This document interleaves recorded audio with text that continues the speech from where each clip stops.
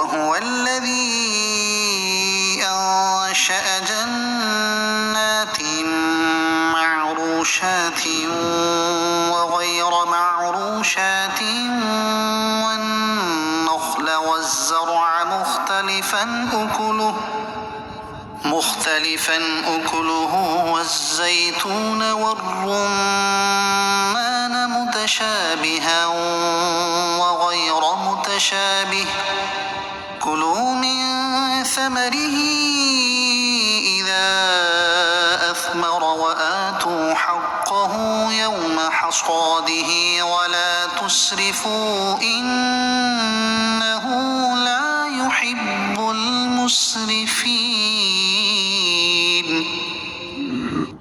اور وہی ہے جس نے کچھ باغات زمین پر پھیلے ہوئے اور کچھ نہ پھیلے ہوئے تنوں والے اور کھجور اور کھیتی کو پیدا کیا جن کے کھانے مختلف ہیں، اور زیتون اور انار کو پیدا کیا، یہ سب کسی بات میں آپس میں ملتے ہیں اور کسی میں نہیں ملتے۔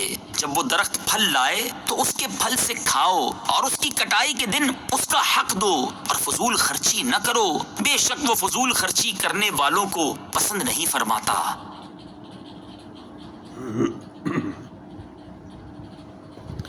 اللہ تعالیٰ نے کچھ باغات ایسے پیدا فرمائے جو زمین پر پھیلے ہوئے ہیں، جیسے خربوزہ، تربوز اور دیگر بیل بوٹے وغیرہ، اور کچھ ایسے پیدا فرمائے جو زمین پر پھیلے ہوئے نہیں بلکہ تنے والے ہیں، جیسے آم، امرود اور مالٹا وغیرہ کے باغات۔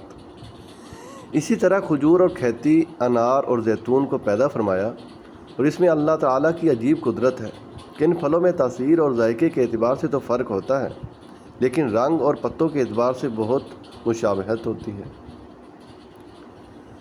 وَآتُوا حَقَّهُ يَوْمَ حَصَادِهِ، اور اس کی کٹائی کے دن اس کا حق دو۔ یہاں فصلوں کا حق ادا کرنے کا حکم ہے۔ اس میں سب سے اول تو عشر یعنی پیداوار کا 10واں حصہ یا نصف عشر یعنی پیداوار کا 20واں حصہ داخل ہے، اور اس کے علاوہ مساکین کو کچھ پھل وغیرہ دینا بھی پیداوار کے حقوق میں آتا ہے۔ اس آیت میں اس بات کی دلیل بھی ہے کہ ہر پیداوار میں زکوٰۃ ہے، چاہے پیداوار کم ہو یا زیادہ، اس کے پھل سال تک رہیں یا نہ رہیں، کیونکہ اللہ تعالیٰ نے اس آیت میں کسی قید کے بغیر فرمایا وَآتُوا حَقَّهُ يَوْمَ حَصَادِهِ، اور اس کی کٹائی کے دن اس کا حق دو۔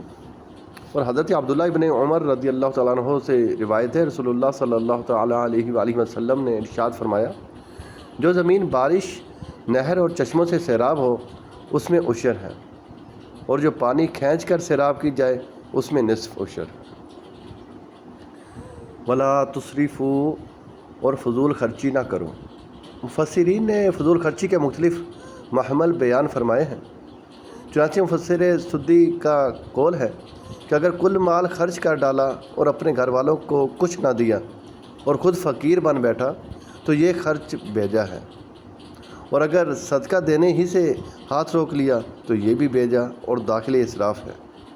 حضرت سعید بن مسیب رضی اللہ تعالیٰ عنہ کا بھی ایسا ہی قول ہے۔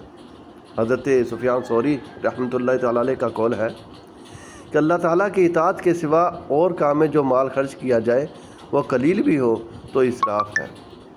امام ظہری رحمۃ اللہ تعالیٰ علیہ کا قول ہے کہ اس کے معنی یہ ہیں کہ معصیت میں خرچ نہ کرو۔